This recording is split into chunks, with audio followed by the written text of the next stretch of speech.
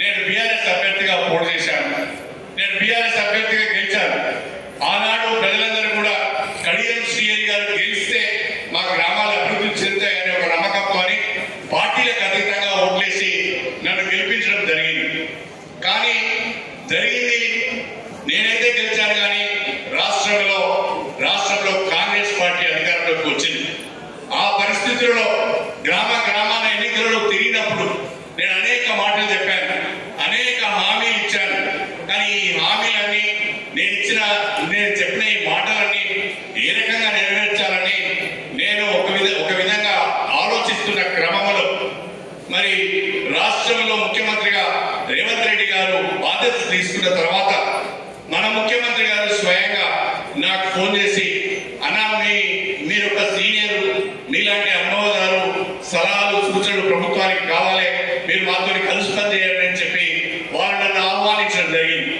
ఇక్కడున్న పరిస్థితులను దృష్టిలో పెట్టుకొని స్టేషన్ కనుపూర్ నియోజకవర్గాన్ని అభివృద్ధి చేయాలి అంటే రాష్ట్రంలో ఉన్న ప్రభుత్వం యొక్క పూర్తి సహకారం కావాల్సిన అవసరం ఉంటుంది.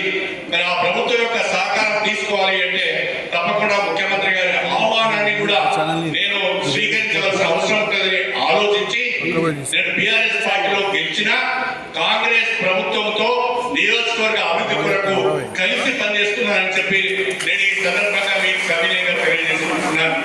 దయచేసి మీరందరూ కూడా ఈ నియోజకవర్గ ప్రజలు అర్థం చేసుకున్నారు, మీరందరూ కూడా అర్థం చేసుకున్నారు ఏ పరిస్థితులలో నేను కాంగ్రెస్ ప్రభుత్వంతో కలిసి పనిచేస్తున్నానో, ఎందుకు పనిచేస్తున్నానో మీకు అర్థమైంది. కానీ కొంతమందికి ఇంకా అర్థం కావడం లేదని చెప్పి నేను ఈ సందర్భంగా తెలియజేసుకుంటున్నాను. నా పైన ఆరోపణలు చేయడం, నా పైన విమర్శలు చేయడం, నన్ను తిట్టడమే రాజకీయం అన్నట్టుగా ఇక్కడ బీఆర్ఎస్ నాయకులు ఉన్నారు.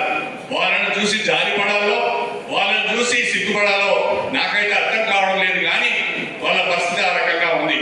ఇంకొక ముఖ్యమైన విషయం ఏంటంటే పార్టీ ఫిరాయింపులు అంటున్నారు. అనేక సంవత్సరాలుగా పార్టీ ఫిరాయింపులు జరుగుతున్నాయి. ఆ పార్టీ ఫిరాయించిన వాళ్ళు కానీ, పార్టీ మారిన వాళ్ళు కానీ ఎంతమంది అనర్హతకు గురయ్యారో ఒకసారి మీరు కూడా ఆలోచించండి. గత బీఆర్ఎస్ ప్రభుత్వంలో 36 మంది ఎమ్మెల్యేలు పార్టీ మారినట్టుగా చెప్తున్నారు. అందులో ఏ ఒక్కరైనా అనర్హతకు గురయ్యారా? అందులో ఇద్దరిని మీరు మంత్రులు చేసిన చరిత్ర కూడా మీదే కదా. మరి సిగ్గు లేకుండా, లజ్జ లేకుండా, మరి శరం లేకుండా మీరు మాట్లాడుతూ ఎదుటి వారిని విమర్శించడం సరైనది కాదు అని చెప్పి నేను ఈ సందర్భంగా సవినయంగా తెలియజేసుకుంటున్నా. గడిచిన 2 సంవత్సరాలుగా నేను కాంగ్రెస్ ప్రభుత్వంతో కలిసి పనిచేస్తున్నాను కాబట్టి, నేను ముఖ్యమంత్రి రేవంత్ రెడ్డి గారితో కలిసి పనిచేస్తున్నాను కాబట్టి ఎప్పుడు లేని విధంగా, ఎక్కడ లేని విధంగా ఒక స్టేషన్ కనుపూర్ నియోజకవర్గానికి ఈ 2 సంవత్సరాల కాలంలో 1400 కోట్ల రూపాయల నిధులు తెచ్చుకున్నాం. ఇది చాలా గర్వంగా ఉంది అని చెప్పి ఈ సందర్భంగా తెలియజేసుకుంటున్నాం. మీరు ఈ నియోజకవర్గ అభివృద్ధి పైన ఏనాడు కూడా దృష్టి పెట్టలేదు. ఈ నియోజకవర్గం పైన దృష్టి పెట్టకపోగా నియోజకవర్గం యొక్క పరువు ప్రతిష్టలకు కూడా దెబ్బ కలిగే విధంగా ఆయన ప్రవర్తించడం జరిగింది.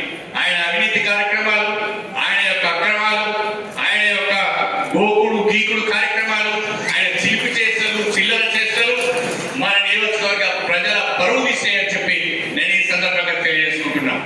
దళితుల పేరు చెప్పుకొని తిరిగే వ్యక్తి దళిత బంధునే ప్రతి ఒక్కరికి 2 లక్షల రూపాయల కమిషన్ తీసుకొని ఇచ్చిన పరిస్థితి.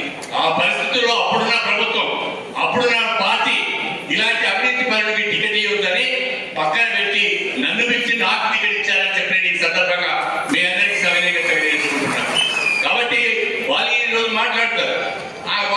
ఏం మాట్లాడతారంటే నియోజకవర్గంలో తిరగనీయం, నియోజకవర్గంలో తిరిగితే కాలేజీ చూడటం, నియోజకవర్గంలో తిరిగితే అడుగున అడ్డుకుంటాం, నియోజకవర్గంలో రాజకీయ సమాధి కడతామని చెప్తారు.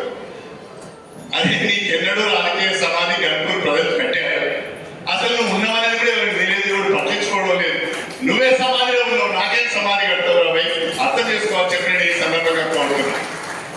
నువ్వు సిట్టింగ్ ఎమ్మెల్యేగా ఉన్నావు, నీకు ఎందుకు అవకాశం రాలేదు? సిట్టింగ్ ఎమ్మెల్యేగా ఉండి బీఆర్ఎస్ ఓడిపోగానే కాంగ్రెస్ పార్టీలో చేరాలనుకున్నావు.